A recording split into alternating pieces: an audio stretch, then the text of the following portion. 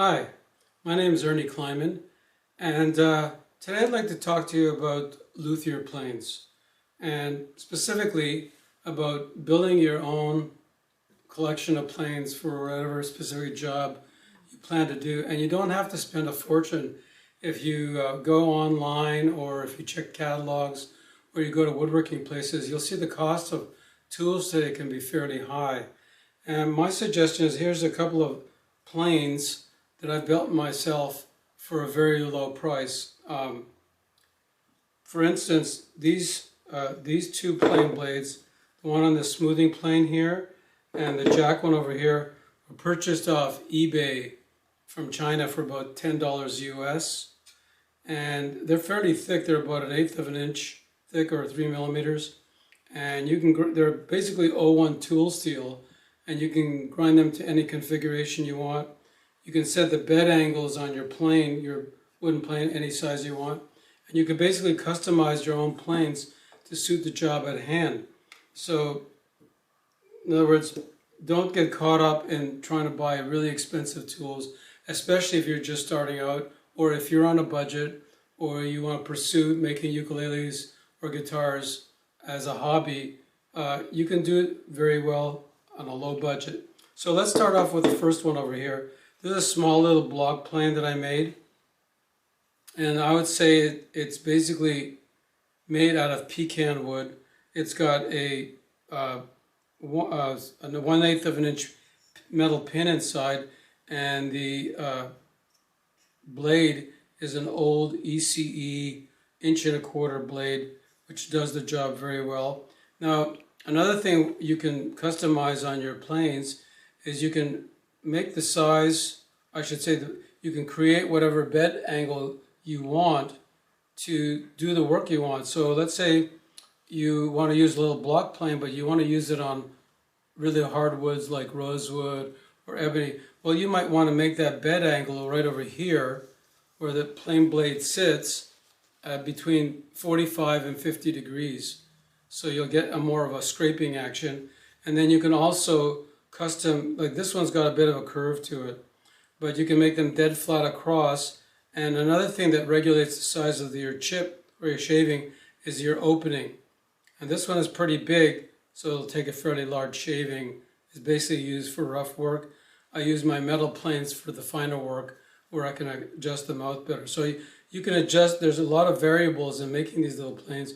You can adjust the mouth, you can adjust the bed angle, and you can also figure out which operation you want to use it for. So if you want to use it on a curved surface, let's say you're making archtop guitars or archtop instruments of what kind, you can create a sole over here on these wooden planes so that it matches the curve that you're trying to work towards.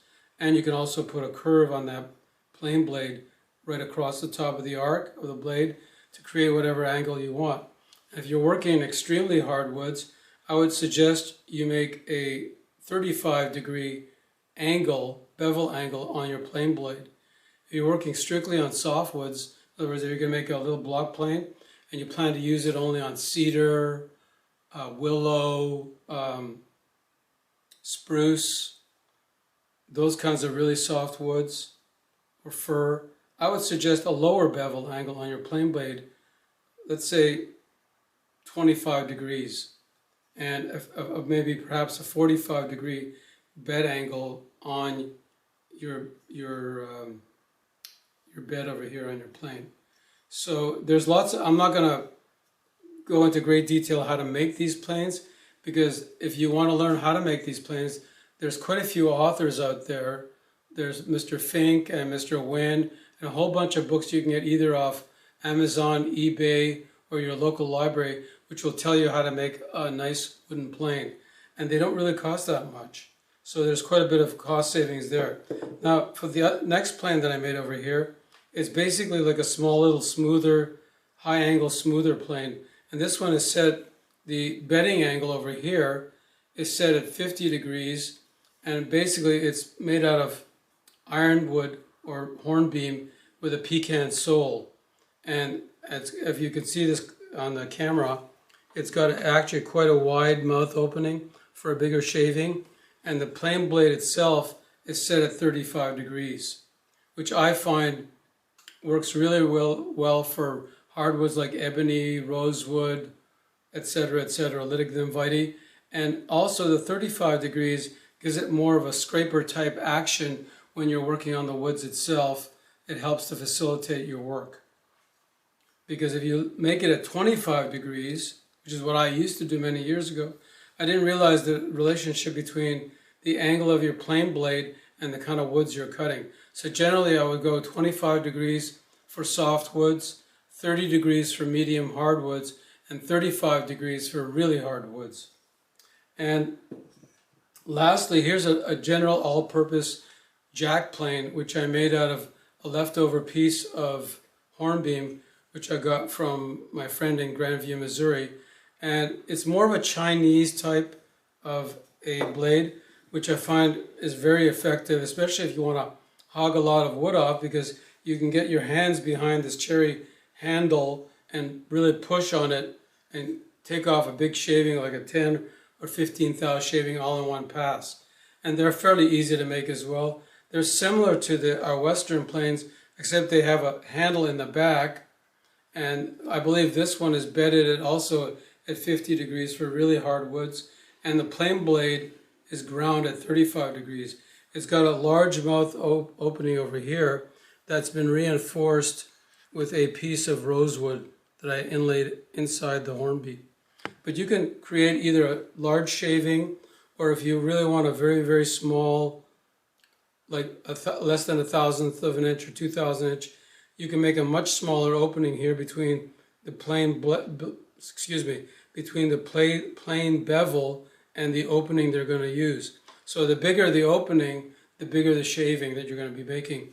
And the handles allow you to use the plane in two ways. You can either go this way and push on against your work, pushing all the momentum away from your work, unlike a Western plane where you'd be holding everything down like this and pushing.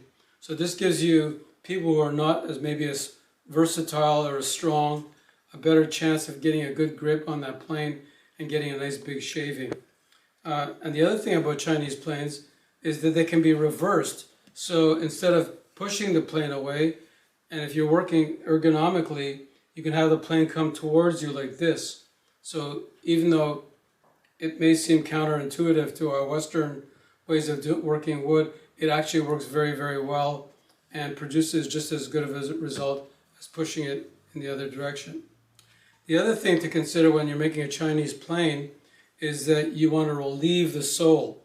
So the first 1/4 of an inch to 1/4 of an inch in front of the blade opening here will be, you want to clear that nice and smooth, and you're going to need a flat surface to do it. The plane has to be dead flat first, and then you create the relief between a 1/4 inch in front of the blade and 1/4 inch behind over here, the front end of the plane itself. And if you want to further refine it and turn this major kind of jack plane into let's say a shooting plane, you want to shoot edges for your ukulele backs, tops, or guitars, then you might further want to add another relief between the back end of the plane blade over here and the back end of this, another 1/4 inch. And this area back in here will be relieved where I've got the X's marked here. You can do that and relieve it maybe 1/1000th. So you have 3 contact points, 1, 2, and 3 right over here. So if you guys are interested in that form of plane, I would suggest getting one of those books as I mentioned earlier, and you can learn more about them by reading these books. A lot of them will have plans. I don't offer any plans. I'm just discussing a very alternative way of using inexpensive planes.